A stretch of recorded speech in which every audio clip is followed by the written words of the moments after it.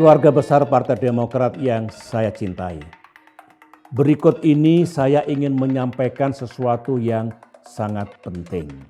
Tepat partai kita berusia 20 tahun, kita kembali menghadapi ujian dan cobaan sejarah.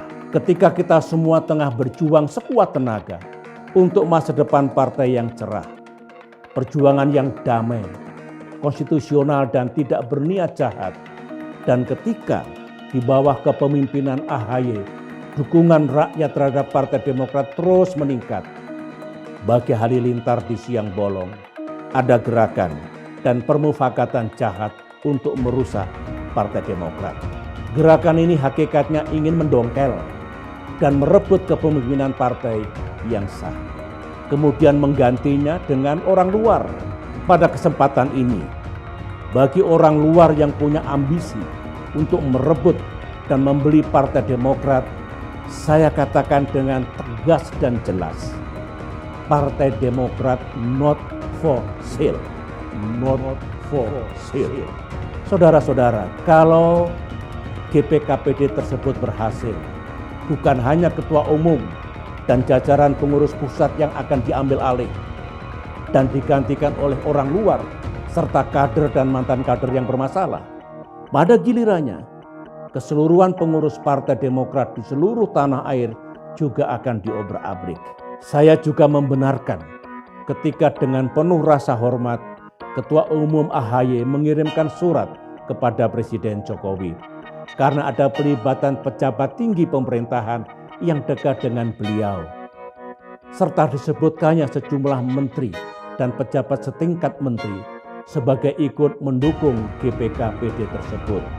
Meskipun Partai Demokrat memiliki keyakinan, setidaknya harapan, bahwa isu keterlibatan pemimpin dan pejabat pemerintahan itu tidak terjadi.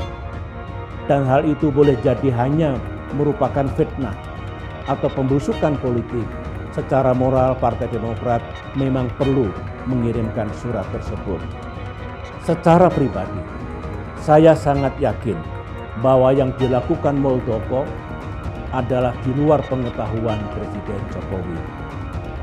Saya juga yakin bahwa Presiden Jokowi memiliki integritas yang jauh berbeda dengan perilaku pembantu dekatnya itu. Partai Demokrat justru berpendapat apa yang dilakukan Muldoko tersebut sangat mengganggu dan merugikan nama baik beliau. Sementara itu, saya juga punya keyakinan bahwa nama Menko Polhukam Profesor Mahfud dan Menkumham Yasona Lawli juga dicatut namanya. Demikian juga nama Kapolri Jenderal Listio Sigit Prabowo dan Kabin Jenderal Budi Gunawan yang juga disebut-sebut namanya. Partai Demokrat tetap percaya bahwa para pejabat tersebut memiliki integritas, betul-betul tidak tahu menau, dan tidak masuk di akal jika ingin mengganggu Partai Demokrat.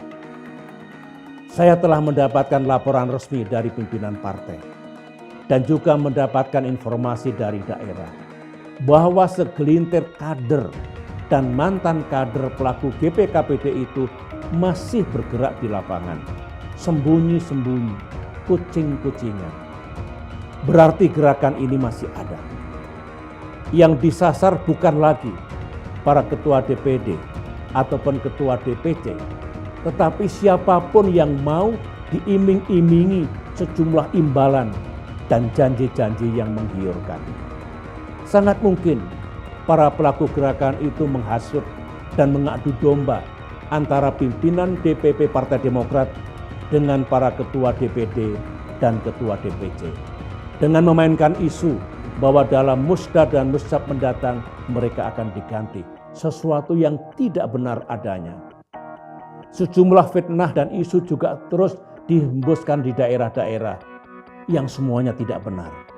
Dan pada saatnya akan dapat dijelaskan secara gamblang dan akuntabel. Ketika berbagai lembaga survei memotret elektabilitas Partai Demokrat yang terus meningkat saat ini, para pelaku gerakan mengatakan bahwa partai kita dalam keadaan hancur lebur. mana ada orang yang mau mengambil alih Partai Demokrat jika memang kondisi partai kita benar-benar hancur lebur. Para kader di seluruh tanah air mesti sadar dan mengerti.